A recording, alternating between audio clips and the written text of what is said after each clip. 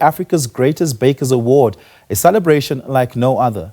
And we are talking about the finest bakers across the continent coming together to be recognized for their incredible talents, their impact, and their ability to turn simple ingredients into pure magic.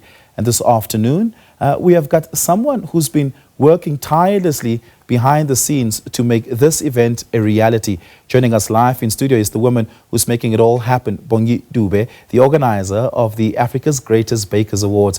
Bongi, thank you so much for being here with us. Really do appreciate it. Look, I've got a sweet tooth. I love a great confectionery, and I love someone who can bake it. In fact, some of my favorite places to go and have a cup of coffee are where I can find a good slice of cake here in Johannesburg. And so you've got all my favorite people in one room. Tell us about this award. Oh my, I'm actually very excited to be here, and I'm glad that you love the sweet tooth. And everywhere you are right now, or you go into the streets of any, can I say township, or any town, anywhere, any place, any city, you do find sweet stuff made just for the sweet tooth lovers, tooth lovers. And now talking about Africa's Greatest Bakers, it came out of a purpose and passion, but beyond the passion, it's purpose. Being a baker myself, being one who was taught by my mother, hated it when I was a little girl, by the way, but there came a time when I had to bake just to make sure that we deliver good treats to people and make sure that people are happy. Every day there's someone's birthday, and over 1 million people. And what you do as a baker is to put a smile on their face. And that's why we have this beautiful treats for you guys. Yeah, baking is part science, part art. And to merge the science and the art is very difficult, right? As someone who attempts baking every once in a while, I'm not particularly great at it, right? Okay. But I know how incredibly difficult it is to get the right proportions and the right temperature and to wait the right amount of time to get it going. So I would assuming the scoring would be technical on the one hand, but the evaluation would also be about how creative a baker can be. Talk to us about what makes a good cake. Sure. What makes a good cake is not just the taste. It's the skill behind it. What people then, I like what you said about the science part of life. And when you say you've had a good cake, you got to talk about texture. Yeah. Good level balancing sugar, meaning the sweetness has to be quite balanced. Yeah. And obviously, like you also mentioned about the heating, having to have the right elements done on your oven that you're using that gives you the great product on the moisture of the cake. But then that's not all that you want to see. It has to be attractive. It has to be calling. Your eyes have to say, eat me now. So that also comes into play a lot. So we have seen that we have good bakers and maybe they don't know how to decorate a cake, or we've got good decorators that do not know how to bake a cake. So all that comes back together when someone upskill themselves to get to the level where they need to be for them to be able to turn that skill into making money, for them to have an income, to earn an income, to make a living, to put food on the table. So what we basically say is that a cake is not just a cake by looking at what you look at, but what you're also going to put into your tummy. The taste ends on the tongue, by the way. Yeah, as they say, the proof is in the pudding. Yeah. And for me, the proof is in the moisture of a nice slice of chocolate cake. Yeah. That moisture has to be just perfectly right for me to really love and enjoy it. What does it take to put together a gathering like this? It takes, like I mentioned earlier, purpose. It takes passion when you want to see people rise. So we have seen in the culinary industry, we've got obviously there's two segments where there's the pastry and the chefing part. The chefing is what is literally what is being recognized a lot, and people celebrate it. People literally put out there and do their skills and go like, wow. But then putting up a gathering like this is where one has to say, come rain, come thunder, we got to celebrate the baking industry as well, apart from the chefing, where people have, they make a lot. I mean, they've put an impact, if I can put it that way. You wake up in the morning, you still get that beautiful warm bread from the bakery that you love the most. It smells so good, it's welcoming you. And you look at them, who celebrates them, who congratulates them, who recognizes them and say, you've done a good thing, you've given a child a lunchbox. I mean, you can see how they take abantwana babo esikolweni, and they take the kids to school, and there they are. If you are to sit down with them, how are you making it? How are you paying the school fees? How are you putting food on the table? How are you paying rent?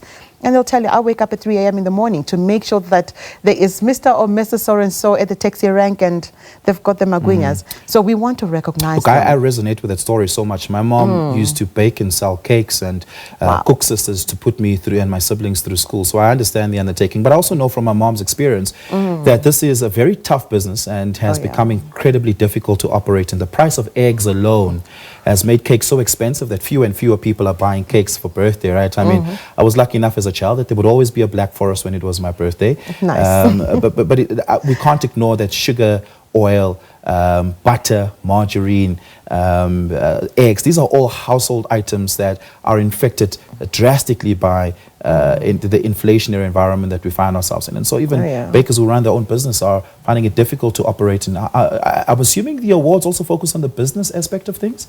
100%. The awards focus while on you're that at as it, well. let me see what you have for us here. So this was baked by, this is Portia, baked by Portia. That's Delightful Bites. And we specifically requested her to bake this beautiful, fascinating, when I saw them, I was like, I want to eat this. So she baked that, and she was actually telling me that she spent the whole night trying to get this beautiful SABC cake as well. So while you talk to us, I'm going to taste this while you talk to us about the business element of things that that's very difficult, that the environment bakers find themselves in. Talk to me about that. So bakers find themselves in quite a, like you rightfully mentioned about the cost of ingredients that have to go into. Please do. Please go ahead. the cost of ingredients that has to go into a product for them to be able to sell it. It has become quite a difficult one, and that is why you see with the rise of all the kind of ingredients that we have to include into the product, it has to rise the cake as well, the cake cost. And with that, we have also seen that to some extent, we've had bakers that don't have, can I say literally, they don't have the accessibility to specific baking shops where they can find them at possibly a cheaper price and alternative different products. Like you find, yes, you can find eggs. These days we find the egg powder as well that people then get to use at the same time. So when they have to then go into the business with the challenges, they have to strive. They have to keep their heads up, because at the end of the day, it's not just that I'm not going to be able to sell this for 100 Rand, but I also want to make sure that the customer is going to celebrate and, feel good about what I'm going to produce for them or just put in front of them. It's not easy. But let me tell you what Africa's Greatest Bakers does. In them being recognized, we're also exposing them to a wider range of the baking industry, where you don't necessarily always only have to be looking at retailers that you can be purchasing from. We also saying in certain products, we are exposing you to manufacturers in certain products. It's not every product as yet. Africa's But is there an opportunity in the retail space? I mean, I don't go to shopping malls very often, but the one shopping mall I do go to, there's a lovely store there that sells the most delicious cakes. You should try it out. It's called Teddy's in Hyde Park Corner, and they've got the most loveliest macaroons. And I do, like I said, have a sweet tooth every once in a while. And it seems full. People enjoy their high tea with scones, and they enjoy their occasional slice of cake in the retail environment. And understanding the township space, the retail environment is an incredibly difficult environment, given that the limited opportunity that exists for it. But is there a path into that space for talented bakers in the township economy? There is that space. Just needs to be exposed to them. The space is there, it's available. If you check in these days, well, I'm going to just talk a little bit about where we then come from in terms of retailing and malls. In the back days, if I may put it that way, there were fewer malls in the townships. People would have to drive very far. But now you're getting not just any shop, but you get proper malls. I'll talk about Katlehong in this regard. Yes. We've got Simtuli Mall, we've got Santonga Mall. So in Simtuli Mall, there's also a certain retailer baking. I mean, they're doing so well. They're doing exceptionally well, where they've exhibited their different kinds of cakes and they put the prizes. So you can tell that they are actually trying to expose themselves into the industry and to the people, to the end user, you and I, who are going to indulge on the cake like you've just indulged on that. So the opportunity is vast. The only thing that we do as Africa's Greatest Bakers is also expose that to ourselves as bakers who are doing well, who are, making a difference in people's lives. Are there opportunities for industrial support for bakers? Because, I mean, baking in your home oven is one thing, but when you go commercial, you need a larger size oven that has very specific functionalities. You need cold storage to make sure your icing doesn't melt off the cake on a hot summer's afternoon. It's an incredibly industrial exercise, and I would assume that many bakers struggle with that scaling aspect because of that lack of support. That lack of support is quite something that we also crying about. and we are looking for it right now. And it only does not come in just the machinery, it comes into the cost of it as well. So funding is what bakers are currently looking for. If they can get that support in funding for them to be able to get the necessary equipment for them to be able to bring out what they are supposed to bring out, that would be great. It is there. We just need exposure to it. Yeah. Cooking and baking shows are a big deal. Oh, yeah. In fact, during COVID-19, all I watched were baking shows, and everybody was trying to bake a banana loaf and a carrot cake and get their baking juices going. And so there's a market, there's an entertainment audience to this, right? Cake is more than just about eating and enjoying it. There seems to be an entertainment value aspect to this as well. How do you hope to use your platform, Africa's Greatest Choice, Greatest Bakers, to be able to build up that entertainment aspect of it, and maybe we can say best cake performer category one day as part of it? Oh my, when it comes to that is what we would love to see, because it's something that, you know, you go like, okay, we are watching people baking in those shows you're talking about and you're referring to.